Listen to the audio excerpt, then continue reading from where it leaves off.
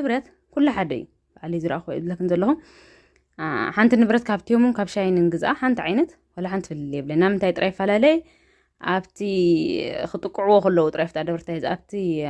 ኣብቲዮም ውሑድ ገይሮም ኣብቲ ናይ ሺፒንግ ገለመለ ይወሳስኹሉ ኣብ ናይ ሻይን ከዓ ከምኡ ማለት እዩ በር ሓደ ዓይነት እቲ ንብረት በርስም ጥራዮም ቀይሮም በር ሓደ ዓይነቶም ስለዚ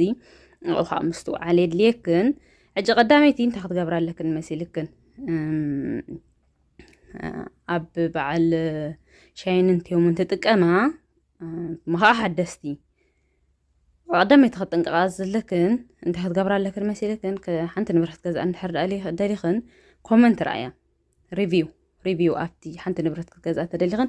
ኣብቲ ትሕቲኣ ዝተጻሓፈ ሪቪው ናይ ሰብ ኣሎ ከመይ ማለት እዩ ሕጂ ኣነ ሕጂ ሓንቲ ንብረት ካብዚኣ ናብ ነዛ ናይ ቀመም እንድሕር ፈትያ ብጣዕሚ ፈትያ በቃ ጽብቕቲ ክልክዕ ከምታ ብስእሊ ዝረኣኽዋስ ከማ ኣስሪድኩም ለይ ቴንኪዩ